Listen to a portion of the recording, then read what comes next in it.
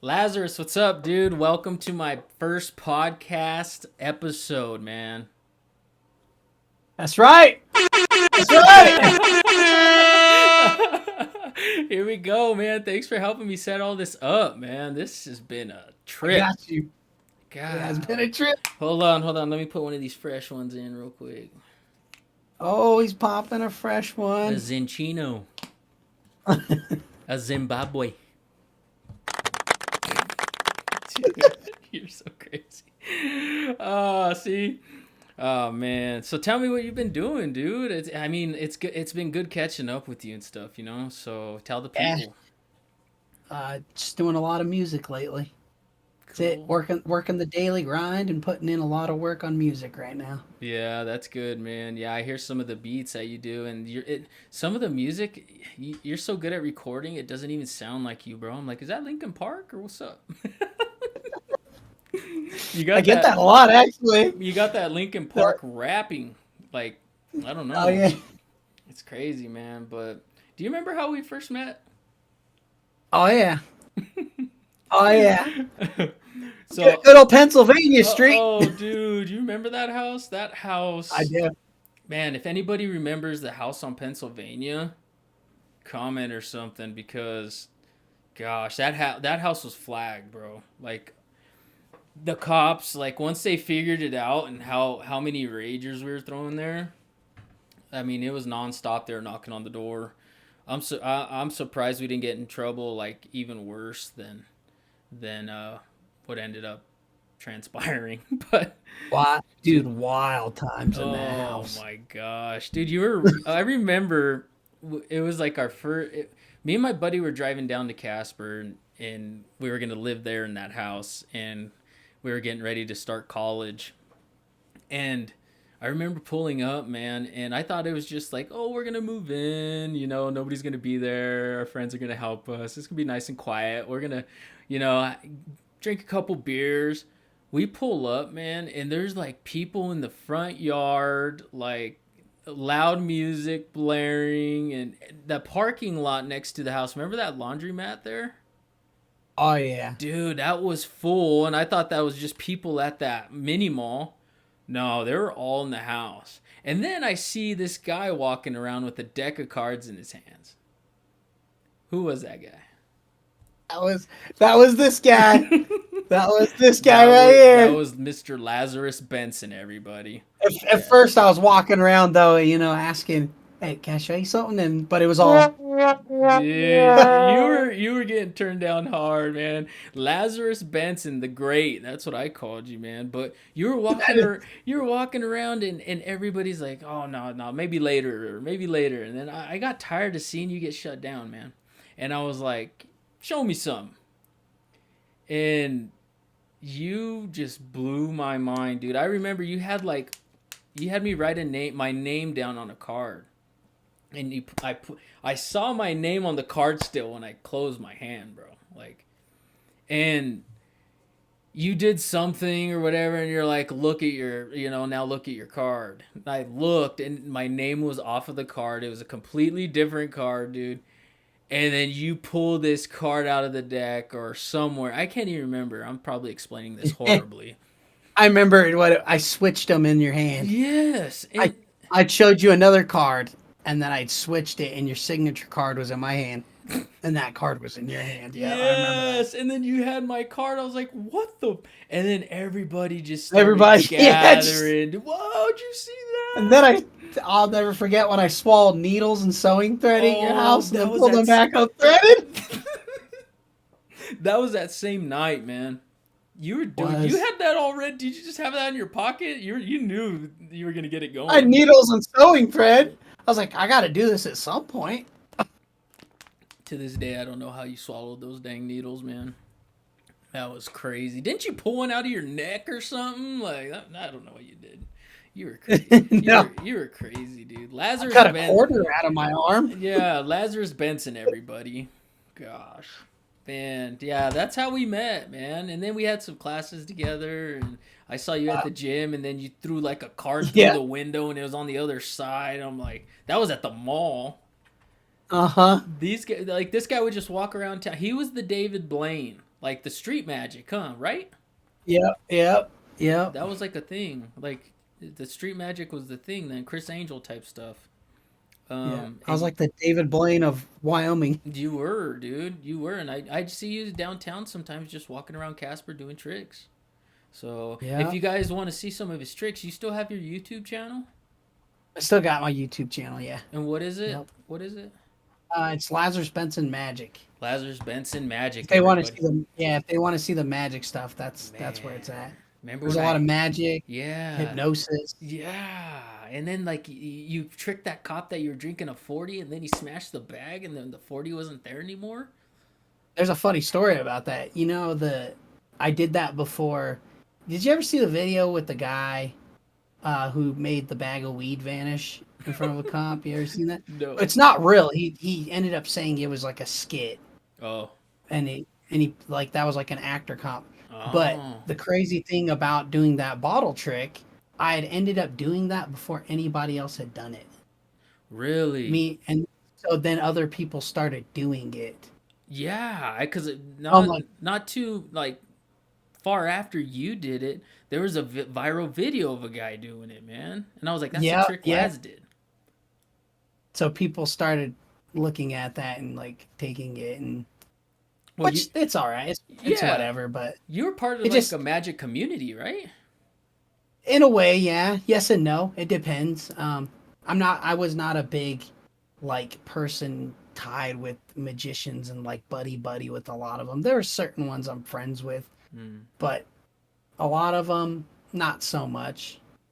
Dude, It was just me mostly, so I just yeah. kept doing my own thing. Hey man, you were good enough that I hired you to go to the Wyoming game. Remember that when I got that keg? Yeah, I bought that kegger and we had that big party. drove down to Laramie, You and were that was cool though. oh man, you were like a freaking I was like the single dad and you were like the cute baby. You would just like Or a puppy. you would just break the ice for all these girls I was trying to like talk to and stuff and Oh, easily too, oh man. dude and they're like where'd you It's get this guy? I'm like yeah this is my friend. Like yeah he came down I invited him and dude crazy thing. I got a lot of phone numbers, but I didn't really ever call them and stuff because the thing that they don't realize is I just love doing magic. That was it. I yeah just love doing it. It wasn't really like, yeah, sure, I got phone numbers. I mean, most guys were like, yeah, teach me so I can get. uh-huh But yeah but I just did it because I loved it. That was it. That was right essentially it for me. yeah dude that one remember what was the one you did in the kitchen those you just blew like after the party was over they Oh, wanted you to go back to the house remember and do it more was yeah, it was I tore the corner off of a card that somebody had signed, and I made it vanish, and it ended up in your fridge inside of a beer bottle that was full. oh, That's what it was in the kitchen. oh dude you're like open up the fridge look in that beer like and then they open the fridge and then you're like look in that beer bottle I'm Beer just like bottle, this yeah. freaking Open it guy too. yeah I'm like this dude man he's just you killed it that night man I mean the But butt what was funny about that is drinking and trying to do magic. Even if you fuck up, nobody's like, yeah, okay. They yeah don't notice because no, they're all drunk. yeah, they're all wasted, and they thought you were just freaking crazy, man. You did I know. some wild stuff that night, even at the buck or the next The day. buckle. Yeah, like that following Monday, dude. When I was on campus, people were coming up to me and asking me, like, "Dude, where's your friend at? Is he gonna be here again?" Like that dude was nuts, and yeah, I was like, oh, You're like, he's still here. He's at my house sleeping. he's at my house chilling. We watched football last night. Yeah. Speaking of football, them Niners, boy. Oh my god. Man. Let's not talk about that. All right, I'll get off the They subject. got they got ugly. Dude, yeah. Yeah, it was a tough season for both of us. Dang Broncos too, man, but at least they made Hey, the they got playoffs further finally. than the Yeah. Yeah, yeah. for I kind sure. of want to see the Bills win. That's who I kind of want to see win. Yeah. Dude, Yeah. your magic got us some cool places, bro. Remember like the Bone Thugs and Harmony concert? Yep. Yeah, I was, and that's funny because uh, I was backstage with them while they were performing. I was backstage doing magic for them, Of course you were. And then at the end is when we went to the hotel and we hung out with all of them, and I was still doing more magic because they wanted to see more. Oh my gosh, man. Yeah, I was just talking to Busybone, drinking beer. They were smoking. We were in the lobby too. In the lobby, man. I mean, Yeah. they wanted to talk to us over like there was no chicks there. That's how intrigued they were by your magic, bro. Yeah. Like they were all about your magic. They're do more, do more. And Busybone was talking to me. I was talking to him about Mr. Criminal collabing with him because he just came out with that album with Mr. Criminal, dude. Uh-huh. Thank you for that, Laz. How do you even get backstage like that, dude? Really, the way I first figured it out was at Evanescence and Sick Puppies, and I went to the merch booth and did magic for the people at the merch booth, and then that was it. Yeah, And then I figured out from then on, just go to the freaking merch booth and do magic for people. But it can't just be something lame. You got to really like. I knew I had to do stuff that captured their attention so much yeah, that they would be like, "Oh shit!" Well, and so that's how it worked because that's how I got to MGK, Bullet for My Valentine, Ritz, Bone Thugs, Evanescence, Sick Puppies. God, who else was there? There's a lot, dude. I got to a lot of people like that. I just never thought I would be like, man, I'm doing magic for these guys. yeah. Like, who would have thought, you know? And they were actually blown away by it, dude. Like these guys see Yeah. all kinds of people like throughout the year. And didn't he follow you? Didn't Busy follow you, or what happened there? Yeah, he shared that picture of me doing magic with him. Yeah, And I don't. I think Dom or Carly took it, right? I, Who I I don't remember who took it. one of It was one somebody. of them, and they took it, and it was like, and I shared it on Facebook and stuff. But then he ended up sharing it on his Instagram. Yeah, yeah. Yep, I think I I'll have never. pictures. Yeah, dude. I think I have pictures with Busy on my Instagram and stuff, and then we all have the Yeah, picture like together with Bone Thugs yep. and stuff. That was wild, man. I remember you're like, Dane, don't worry about it. We're gonna meet him. We're gonna, and I'm I like, didn't even have a backstage I'm pass like, yet. You guys had whatever. them passes. Yeah, we had the meet and greet, dude. Yeah, and I didn't even have the meet and greet. Then they gave me a meet and greet. You know, You like did, give them a meet like a. It wasn't like a meet and greet. It was like a band for performers. That's how I was able to keep going backstage. They literally had them give me a performer's band to go yeah. backstage. You're crazy, bro. And then you're like, I'm back here, and I'm like, shut the. I No, took a you're picture. not. Remember? Yeah, when I had my BlackBerry, our old phones, it was Yeah, all the you were pixels are like, all messed up. I just saw like a little fuzz like that in a piece with Bone Thugs. No. you were like, oh my god. Oh man, I had some great memories with you, dude. What was one of Dude, the like the funniest memories of us like part like you know doing the stupid strip stuff club, wise? The what? the strip club. It's Dude. one. There's a couple more actually. The strip club's the main one I remember because I was the DD that night. I was like, all right, I'll be your guys' DD. So we went to Rags. We get there and you're like, hey, Laz, come here. And I was like, all right, all right. He said, take some of these ones. So I was like, all right, I'll take some of these ones. And you gave me some of those ones, and there's this girl dancing. And you're like, all right, just give her some ones. And so I did. And I was like, I didn't think nothing of it at first, right? But I'm just not like a big like strip club person, period. I don't know what it is. This is not my type of thing, but dude, I'll never forget. This girl just hits me in the face with her boobs. And my God, I look like sandbags hitting me left or right. Like Mike Tyson was punching me out, and I had a bloody nose. And I was like, "What the hell?" And then she bites me in the neck. So then I have like this big old bite mark. You did. And so, yeah, from that day forward, I called her Count Stripula. Oh, dude, I'm sorry, bro. See what I do? That's why I quit this stuff. Like I look back at that and I'm like, oh my gosh, what did I do to my friend, man? That was all because of It was me. it was fun, but that part sucked. Dude, it looked like you had two rattlesnake fangs, but if the rattlesnake fangs were like human Yeah, canines, I it was got like some. a whole bite. I remember. I'll never Dude, forget. she was. It was like Yeah, are you vampire now or what? a stripping You're vampire. looking a little pale, bud. No, but dude, you were always taking care of me, dude, and I appreciate that, bro. Like what I never understood how all those times that you were always watching my back and I was just getting down like hard, dude. You know how I used to party, bro. Yeah. And it was to the point like if you had to carry me sometimes you would, or if you had to move me away from a bad situation you would. But it that didn't happen very often. But how did you not like party with me, dude? Like how did you just Just not go that far. It was yeah. just the mentality of just not wanting to go that far. But that has to do with like the circumstances of how I grew up. Like my dad was a drug dealer who, when I was younger, he got my mom got a call by the FBI because he was smuggling drugs from other countries and they didn't know how he was doing it. But he was also a drug addict and like not just a drug dealer, but he was a drug addict. Like when it was just me and Marissa, you remember my sister Marissa, right? My mom had left for like 2 years. So it was just me and my sister with my mom. But my dad did a lot of cocaine and drank a lot because he was like severely depressed, you know? So, like, seeing that stuff when I grow up, because I told my dad, oh, when I grow up, I want to be just like you. But the thing I always remember that he told me is, no, son, when you grow up, I want you to be better than me.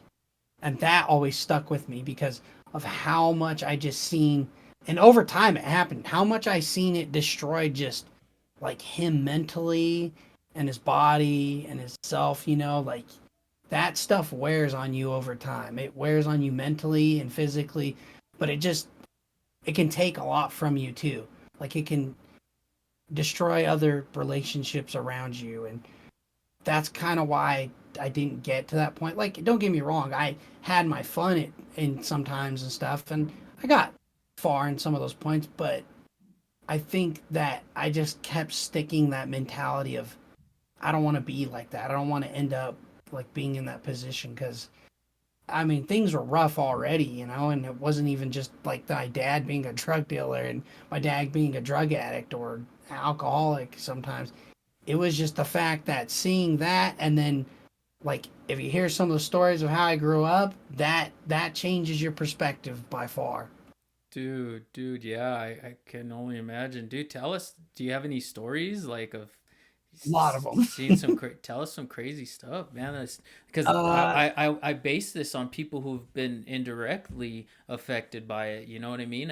I know you yeah. told me some. You've told me that you've had a rough one. Um, but I've never really I asked you in detail because, dude, I wouldn't want to relive that. But if you don't mind. Yeah, I'll tell you. And I'm not scared to share that stuff. Like, I talk about it in music, so I'm not scared to talk about it Right. now. And like people know I grew up rough. Like when I was 17, I won this Youth of the Year thing with the Boys and Girls Club and stuff, and I had to write like an essay and stuff about my life. But it's the fact that people knew I had these life experiences, but they didn't know exactly what some of those were. So I get to share some of these with you now. So Mm-hmm. like people get to understand like, well, yeah, this is part of the reason I am the way I am. There's another story that ties into the end of it of now I shouldn't say the end of it. It's more of when I got in my 20s and something happened, but I'll explain that in a second. Basically, like here's a story when I was like 8 years old and I lived on I forgot what the street is. I don't remember if it's Beach or what it was, but it was right down from one of those loafing jugs in North Casper, and it has like an alleyway that wraps. You know what I'm talking about? Mm-hmm. Well, my dad, he wasn't in prison at the time. My dad went to prison when I was 12 years old and didn't get out till I was 18. Mm. So he missed like a whole big ass portion of my life. But anyhow, like he's like, go buy me a case of soda. And that time it was 24 packs of cans in a case, you know. Right. So I walked to the store. It was probably like 7, 8 at night, and of course, it's already nighttime. But this was in the summertime. But it had finally gotten dark because it just took that long. But then I walked there, and I was like, oh, I'm gonna take the alley as a shortcut because I just don't want to walk on the main street. It's easy just to walk the alley because it's literally right by the front door. So I did.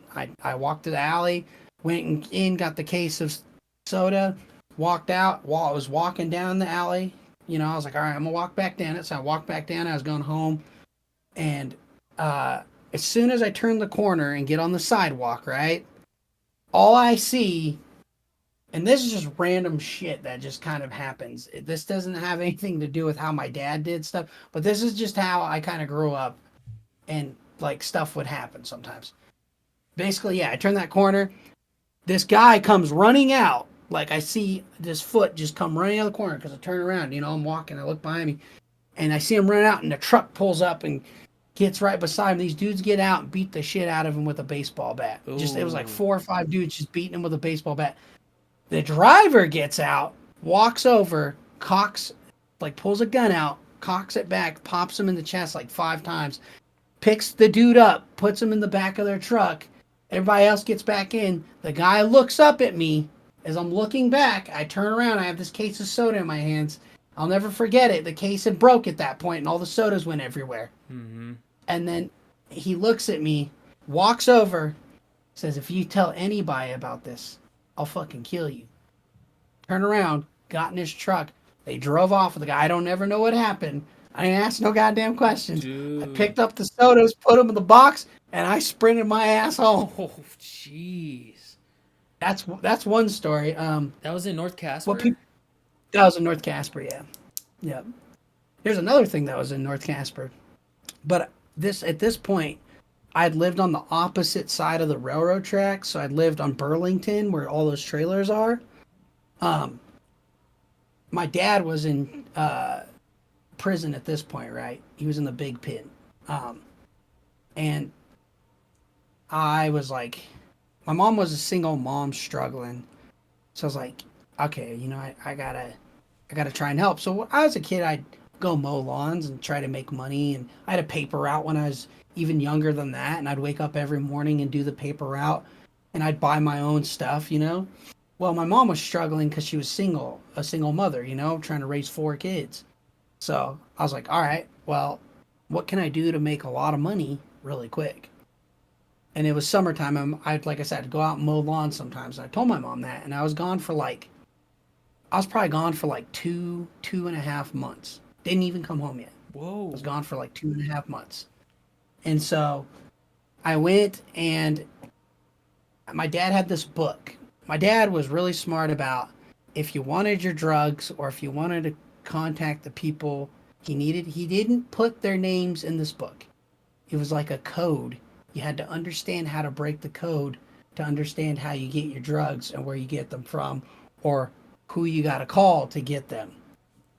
So at 12 years old, I'm looking through this book of contacts that's like a code. And I'm like, cool. All right. So I figured it out. Like, my dad was hard, man. My dad was like, I heard some stories about my dad. My dad was the type of dude that if you didn't pay him, he would walk over, like, I heard the story one time. He walked to this guy, broke a window open, but my dad carried a machete and a trench coat and like a handgun and shit. He punched his hand through his window and pulled this dude out because he didn't give him his money. But that's the kind of person my dad was. Mm-hmm. But he was smart until he started doing drugs. But anyhow, I had this code book, and I had to decipher if who the people were.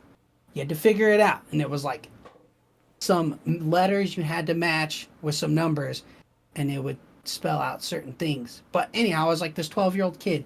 Somehow I figured this shit out. Call this number.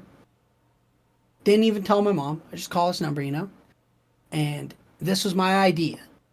I told the guy, all right, I have this idea. How about I go pick up your drugs and your guns and carry them in a backpack and walk over? Because no cops are going to suspect a kid of carrying drugs and guns inside a backpack. They're not going to think anything of it. Like, Right. he's just a kid walking down the street. So I did. I go to the pickup point, put the shit in there, walk it over, go to this house. I didn't want to know their names. I didn't know their names anyways because it's not in the book. It doesn't tell you their names. But I walk in. I'll never forget it. I walk through this house. There's all these people drugged out on the couch, needles in their arms. There's even naked women on the couch, but they're drugged out on the couch. I walk over. There's this dude sitting at a table, and there's 2 other guys with him. I put the bag on the table. He opens the bag. There's cocaine, heroin, you name it in this bag. I carried like cocaine, heroin, you fucking name it. Whatever it is, it was probably in this bag. The pieces of the guns were broken apart pieces to the guns. Basically, they were going to build the guns. Oh, okay. I don't know what they're going to build it for. But Yeah. anyhow, I put it on the table, opens a bag, looks in there. Okay, puts a bag behind him, puts a bag in front of me. It's got a shitload of money in it. Drops $3,000 on the table right in front of me. Okay, and you got to remember, I'm doing this over a 2.5 year time span. It wasn't just once. It was like 2.5 year. Sorry, 2.5 month time span. This was like 3, 4 times I had done this, but this was the last time I did this. What I'm telling you, and basically, he put it on the table, scooted it towards me. He said, "Oh, one more thing." He puts his handgun on the table, it's a 9mm handgun. Cocks it back, puts it to my head, and said, "Is this really how you want to go? You want to end up like your dad? You want this life? Because you scared?" I said, "No, I'm not scared." I'll never forget it. That was one turning point in my life. It wasn't that I was scared, it's just I started to realize that, yeah, I'm starting to do what my dad did. And my mom wasn't stupid because I came home, but my mom let me do this shit because I think my mom was trying to make me learn something. Yeah. And so I came home with like $3,000. I'm just like, here you go. Wow, dude. That that is Yeah. insane, man. See, I didn't know that you were like a little mule guy, you know? Yep. That makes sense. I mean, you came up with that idea. That's wow. I wouldn't even have thought about that, but they were probably like this little G, we're going to use this Yeah. little G right here and he's going to help us. Wow, dude. Have you It was. did you ever see like did your dad so when he was around did you ever see the drugs? You know what I mean? Oh, I saw the money and the drugs. Like being Oh, a Christmas kid. I was Like during wondering. Christmas, like we go to the closet, parents will hide the toys and then we see what they got us, right? And this wasn't in North Castro, this was in Felony Flats, and I was probably like 6. But this is shit I never forgot because it was just so like impactful that, it was like right there. But I remember opening this closet, dude. I was like, he used to keep like Playboys under the sink, so I thought it wasn't that I was going to like look for Christmas gifts or something. It was that I was going to look for Playboys, but I didn't know what the hell I was looking at. So he, I went to the closet and opened it up, but then when I opened it up, dude, my dad probably had stacks of fucking drugs in there. But the craziest thing is when you looked like to the other side of it, so it was like the drugs are here, and I'd slightly opened the door enough I could see the drugs. It was the first thing I saw because I opened it up and I kept looking that way. Then I look over, dude. There's probably close to $1 million just sitting in this closet, or 500,000. Yeah, just Whoa, like I'm like, holy shit, like that's a lot of money dude. That is to keep in a wild. closet. That's crazy, man. See Yeah, that's the type of stuff that would, like you said, you remember it for a reason. You know what I mean? yeah, Because it was so traumatic, dude. yeah. That's traumatic stuff there, man. And did And that's it not the first time. I mean, there's tons of things that happen. Like, well, dude, what go ahead. Go ahead. Sorry. I was sitting in like a back of a car one time, and I went to this house party with my cousin. I was only 13. I don't know what happened, but this guy, all I remember, I was sitting in the back of this car by myself. This guy shot a shotgun and blew the window out right next to my face. So, like, I'm just saying, like, dude, I grew up fighting a lot. I would get in a lot of fights when I was younger, so I'd get in trouble in school a lot because I'd fight a lot. But that's because kids would pick on me, so I would get in a like a dude. I probably fought like fuckloads growing up. Jeez, Like I was a dude. brawler, bro. Yeah. I was a brawl. I Yeah. didn't want to be. I Yeah. had to though. It's like your survival, like your instincts would come in and Yeah. like this is what I see and this is the environment around me and this is how I got to survive. You know what I mean? So, yeah, I bet, man. Well, what gosh, you've been through some things. The one thing I always remember was you telling me about your mom? Wasn't she on like a Lifetime episode or something? Or gosh, why do I always say Lifetime? A&E. A&E. Yes, wasn't she Yeah. on the television or the channel? I dated a psycho. I actually bought that on Amazon a while ago. I bought the episode because I was like, that's kind of And interesting. But and they came and uh, interviewed her and stuff at the house, or yeah, yeah, because it was like a big thing. This guy got federal charges for what he did. He was like a huge. He was trying to like murder her basically, but and that's why I'm like it's a lot of like domestic abuse. So I'm not really like I do have a lot of like I mean I crack some dark humor jokes sometimes. Don't get me wrong, like yeah. but the reality is like I do have a lot of like heart towards that because of my mom experiencing that. It's funny though because it's not just like that guy either. There's people before that I remember that she dated that I was like, Jesus Christ, like this one dude, which my mom's probably not gonna care whether I tell these stories or not because she understands and she like told her story herself. On But TV, on national yeah, television. and that's just one guy, dude. There's Wow. another guy I remember she dated that she had like this big ass scratch mark across her throat, but I came come to find out later that the guy had like tried to cut her throat and take her off a dock.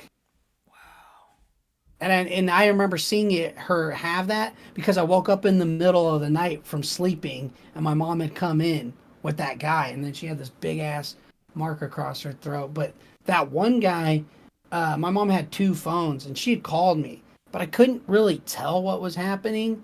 So I was like, Mom, hello, hello, but I could hear it in the background. I could hear shit happening. But the one thing I remember hearing is, "Oh, bitch, you got that phone right there." And it was tucked on a seat, and then that's when that phone call just stopped. But she had another phone, and like my mom was, like I said, my mom was smart, so I probably got a lot of that from her of Hmm. being crafty and Being thinking stuff. crafty But and sneaky, yeah. yeah, he called 911. That dude had beat her with a sledgehammer. She had to have reconstructive face Oh surgery my and stuff. gosh. And he was pouring. It was her van. He kidnapped her in, and she went on like a date with him. It was like, all right. They weren't together at that point. She had left because she's just like, because that guy had put his hands on my mom before, and so she had left, and she's like, okay, whatever. She didn't see no harm in going with him on a date again or whatever.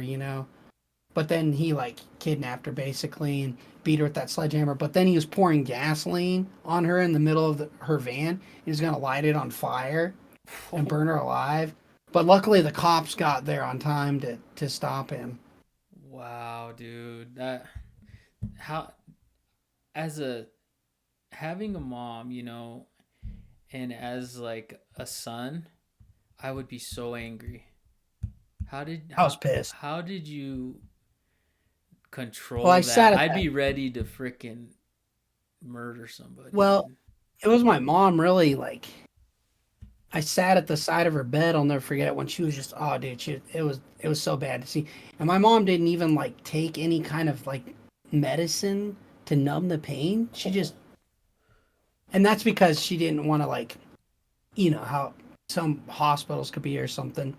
But she didn't want to like them to flip the narrative if it was like the police or something saying, "Oh, well, you were on these drugs or something," because she knew that's how sometimes people are shady like that. Not to say they were going to do it, but she didn't take anything to uh like numb the pain. She just went straight through all the pain of them like doing all the shit. But basically, I sat at her bed and it sucked watching her because you could see that pain. But I was so pissed, dude. I had my hand on that like side of the bed. I was holding my mom's hand and I was just squeezing the shit out of that bed.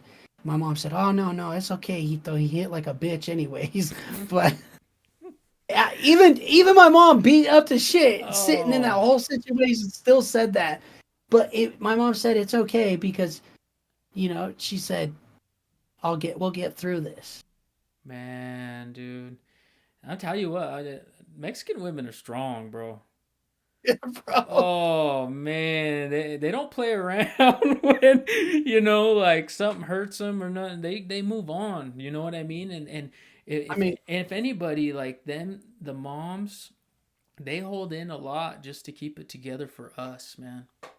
you Yep. know, I and mean, my mom wasn't like perfect. Like I said, she left for 2 years when I was just God knows how long, but my mom whooped my ass. Like, dude, I got the shit beat out of me as a kid. I got hit with metal brooms. I'll never. She punched me in the face one time on the way to school because I called her a bitch. So I well, called a clink a dink. Yeah, I had that come. But still, my mom hit. She didn't even look, dude. She was just driving, went just straight up in the boom. face. And my head, her fist hit me in the face, and my head went dink off the window. So I called it a clink a dink. But I'll never forget it. She dropped me off at the bus stop. I had a bloody nose. Threw these napkins out at me and said, "Now get your ass out and clean yourself up." But Oh, dude, like my mom felt bad because her and my dad were extremely hard on me, and I don't know why, but they were really hard on me. But my mom feels bad now because, I turned out better than what she probably had expected. But yeah, my parents were rough on me. yeah, yeah, man, that's crazy. Well, and then gosh, you've been through so much, man. Like, didn't you? And then you had a pretty significant loss in your life, didn't you? Just Yeah, recently my too. my niece. So Yeah, sorry to she hear wasn't about that, even. bro. I think she was like 1 years old. But that's where it leads to what your podcast is really a lot about, because that is where essentially like my own addiction started. And I was 24 years old at the time, and I'll never forget it. Like, that was the hardest thing for me to watch this little girl get lowered into a grave, Oh, dude, I've and been, that just hurt, yeah. dude.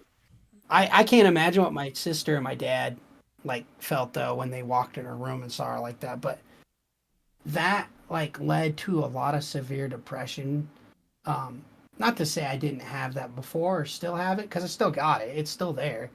Um, but basically, I was a swing driver and I was delivering packages to other towns. So, I'd have to go to these other towns and then stay there for a week. And I'd be in these hotel rooms by myself. Well, I decided I'm gonna go buy some pills from as many pills as I think are in Walmart that are gonna do some shit. And then I took some of my dad's pills because he has a lot of mental issues. This is like later on in his life. He doesn't do drugs anymore or anything like that. He's sober now himself. But I took some of his own pills, and then I'd go buy like one of those big ass tall vodka bottles. And when I had the time to sit by myself in that hotel room at night, I would drink like the almost the entire bottle. It'd be gone in like a day. Like half of the bottle would be gone in a day. And then I would just take as many pills as I could, just trying to kill myself essentially. Oh, Trying dude. to trying to get rid of the pain. But it's eventually I realized at some point I did it for a month straight. But eventually I also realized that it's not doing anything for me, and I kind of really got addicted to that because I was trying to, like, towards the end of like the last week I was really trying to let it go, but I couldn't. It was so hard. It was so hard not to take the pills. And like eventually I got rid of the pills, but I was still drinking the alcohol.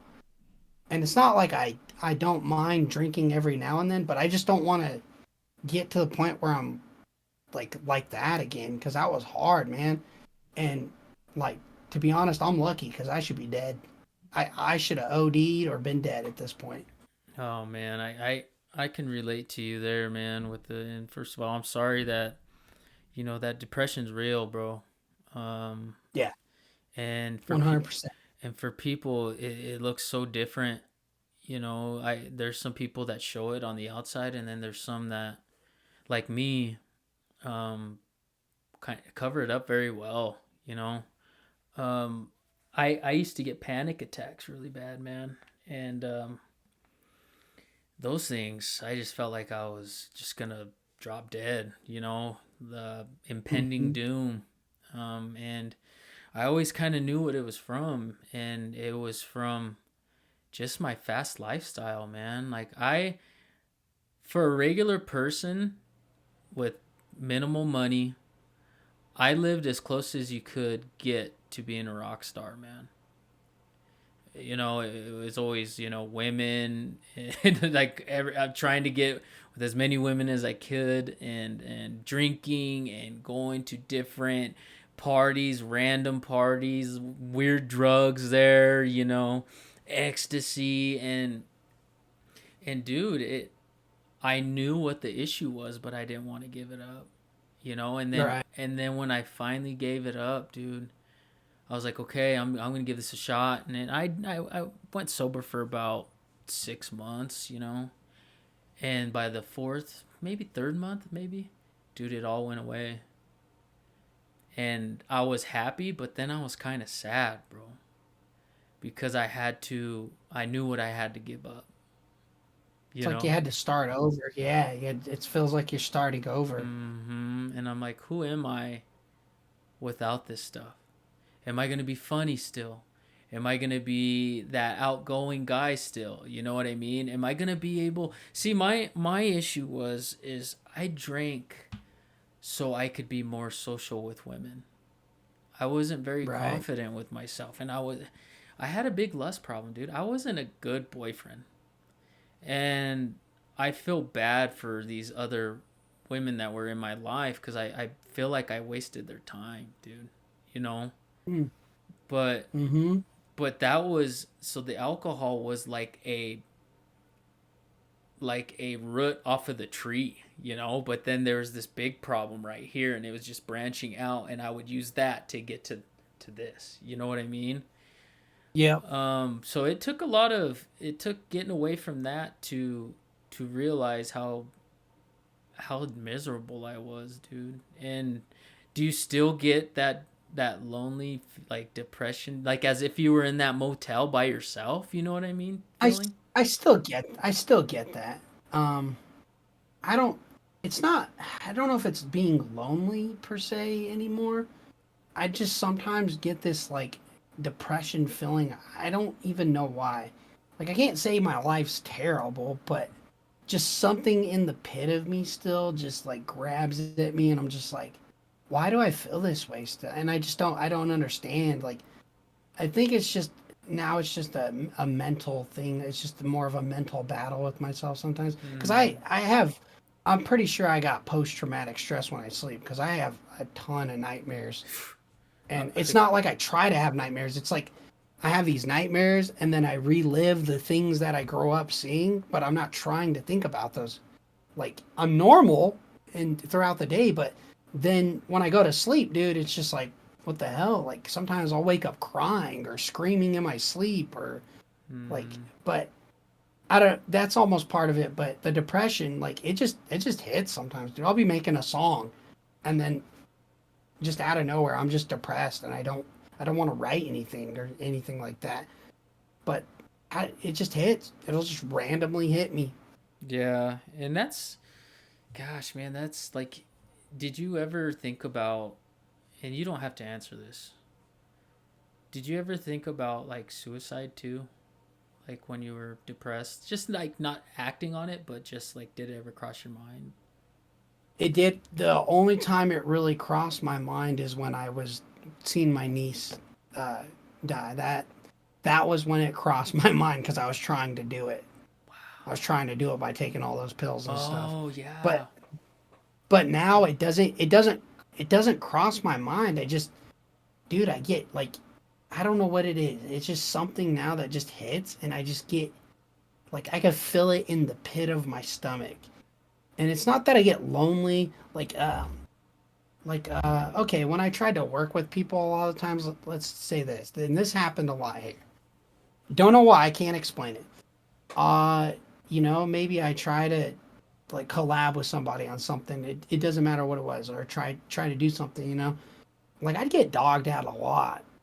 Like I'd hear empty promises, and that shit really would like depress me really bad. Mm-hmm. That was one thing, and then so like it wouldn't like if they didn't show up the first point or whatever, but later on I'd be like, why am I depressed? Like I just feel empty, and it just still happens. It just feels so empty, like, and you can feel it in the. It's not like butterflies. It's like the pit of your stomach, and it Yeah. just hurts so bad, and you can feel it, the anguish in your whole body, in your mind, and it just, dude, I'm just like, why do I feel this way? But I think it's just everything kind of just, has molded itself and crushed on me. And that's because I don't talk about it a lot. I don't talk about things. I went to therapy sessions before, but I just stopped going because I just didn't feel like it did me much. Yeah. Um, but that's, I mean, we all have our demons we battle, Yeah. We all have something we battle. But I think it's all just part of being human, unfortunately. Yeah. And you're right. It's not like a lonely feeling, but when you're depressed, you feel like you're the only one that's feeling that way. If that makes sense. So Yeah, I might have worded yeah, that wrong, yeah. but Some people that's might feel lonely, though. I mean, you're yeah, right. Some people might feel lonely. yeah. And you feel like you're just like, but I heard this one guy one time say, I can't remember his name. He's like, the people, people who commit suicide from depression and stuff like that. Oops. There was this guy, and he said, I don't feel like being here anymore. I don't I don't love myself. I just want to make it all go away, basically saying he wanted to kill himself. And the guy comes up to him and he says, "You don't hate yourself." And the guy's like, "Yes, I do." And he's like, "No, you don't." He's like, "The reason you are depressed is because you care about yourself. You care about where you're at in life. You care about that you're not where you want to be." He's like, everybody in this room, and he was in a room full of people. He's like, everybody in this room cares about you, man. He's like, and you care about yourself. He's like, you know Hmm. what you're doing? And the guy shook his head no, and he said, you're just being too hard on yourself. Yep, He's like, stop being so hard on yourself, man. And I was like, wow, you know what? Like, that's uh, what we do. yeah, we're just being extremely hard on ourselves because we know we can be better. And we, Hmm. because we care. And that's So, why you probably were like drinking and stuff, and because you were being hard on yourself for whatever reason, and you yeah. just like, oh well, this is my way to. Just for whatever reason, and then I was wanting to do other things, of course, but then that depression didn't help, man, and I started realizing, man, I do care about myself. This guy's right. I'm Yeah, depressed because I care about where I'm at right now in my life, and I can make it better. It'll get yep, better. And it doesn't take. I think I talked to you about this one time. It doesn't take hitting rock bottom for you to stop drinking. Or some people do hit no, rock bottom and they're like, oh yeah, I just gotta quit. But for me, it wasn't rock bottom, dude. Like I've been in jail cells, I've been in court, and it was just all right, another fine. I'm just gonna move on from this. It was when I had my son, dude, and I looked in the mirror and I said these words out loud. I looked at myself, Laz, and I was like, would I be proud of my son if he was the person I am today? hey, And I straight up in my mind said no right away. So I was like, right, why yeah, am I being this way? And I would demand more of my son, you know what I mean? Like hmm there, and then from there on, dude, I just started being better. It's all about doing the next right thing. It's all you got to do. yeah, You know what I mean? You'll get that thought of, "Oh, I want to go to the strip club." It's the next action, like, "Okay, then just don't do the action." You know what I mean? You'll have the thought, but just don't do the action. So do the next right thing. I don't know if that makes sense, but yeah, yeah. I mean, that's kind of where I got like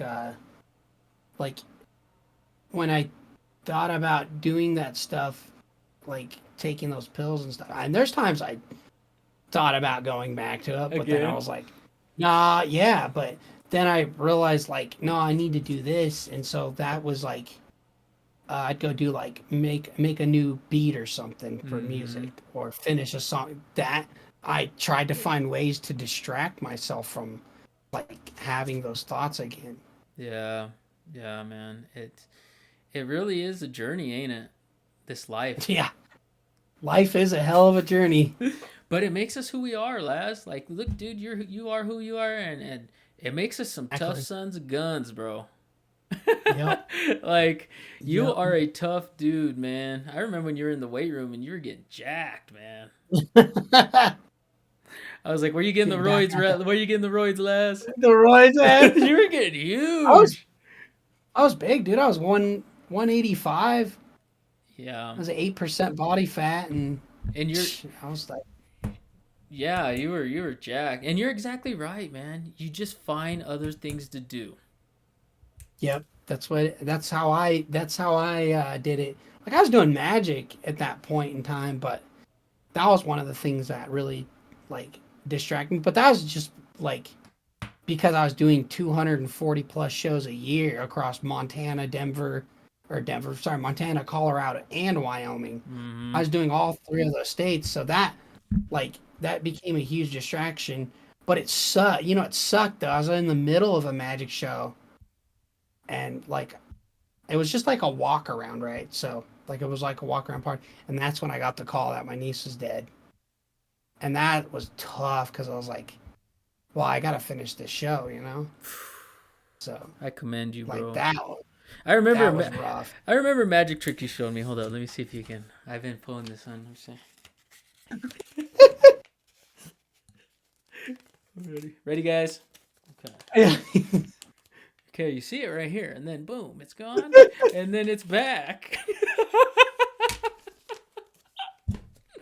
Dude, Yeah. I used to do that like in college when cuz you showed me that in college with the gosh, when I go out to eat and they give me the bill, I'd be like, "There's Yeah. something wrong with this bill," and then I'd go like that. I'd be like, "Oh, I don't have to pay it," and then they start laughing. Then I bring it back. I go, "Oh man, here it is." Like, I was such an Yeah. idiot. That's I'll never forget that trick, Lazzy. He's like, hey, Hey man, hey, thanks for sharing everything with me, Les. I really appreciate yeah, it, dude. man. Thanks for being on this first episode and walking me through all of this. I couldn't have done it without you, brother. So, I got you, man. You know, I got you. hey, man, I'll probably need your help some more. I know Oh, another interview. I'm gonna be like, Laz, this ain't working. You'll be like, let me see. let me see. Share your screen with me Let again. me Let's see. see. Share your screen. No, but hey, man, thank you. And like I said, Laz has his own YouTube channel with his magic. If you guys want to check it out, I highly suggest you check it out because this dude, I'm telling you, is the best. So the best this side of the North Platte, as my dad would The say. North Flat.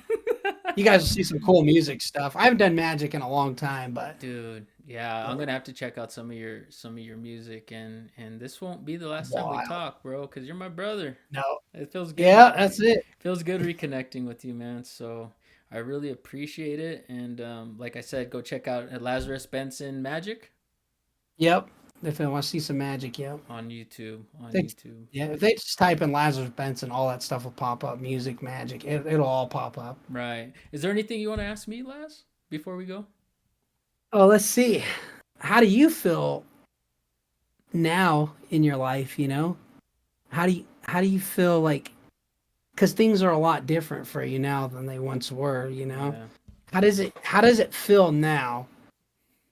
Does it does it feel like a complete shift that you never expected to happen?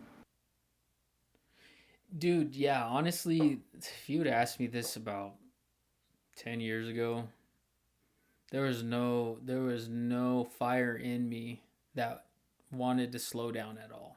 You know what I mean? So the way I feel now compared to then is night and day, bro. I feel almost reborn again. You know what I mean? Like Yep. this is who I was supposed to be, you know?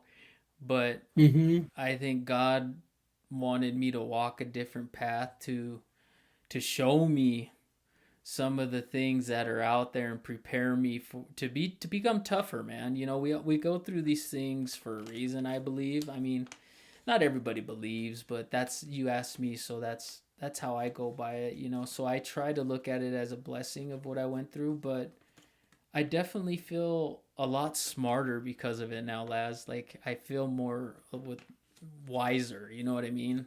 Wisdom. Yeah. I don't know about you, man. What you went through, all that stuff when you were a kid, you grew up before you were even 12, you know? Yeah. So, you know, you have plenty of wisdom. I just think we all have our own different wisdom, you know?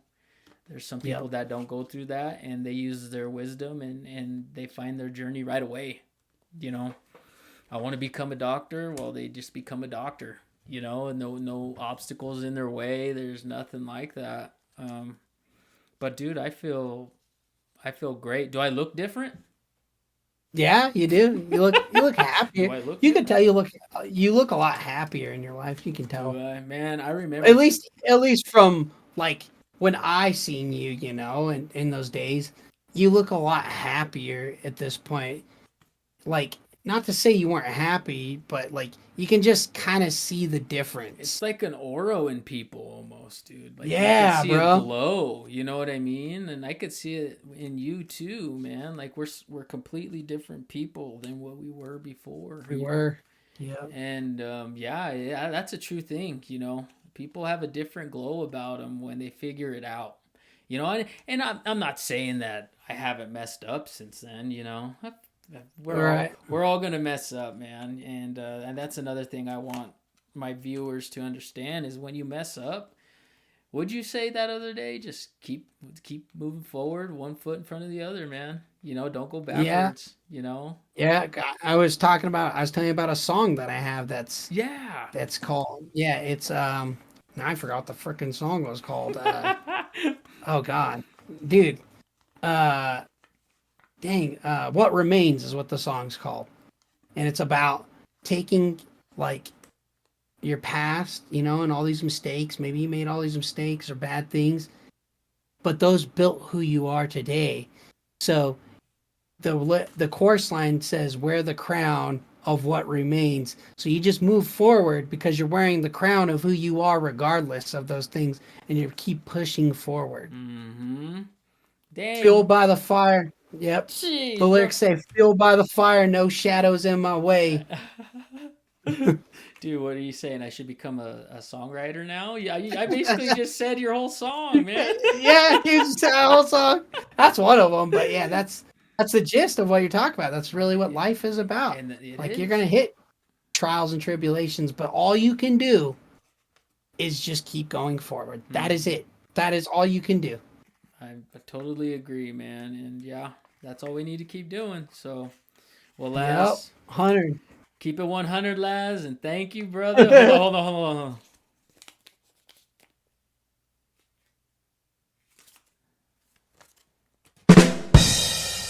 That's my go-to.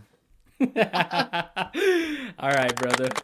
Well, you have a great rest of your night, man, and take care. And I'll definitely be in touch, bro. All right, see you, man.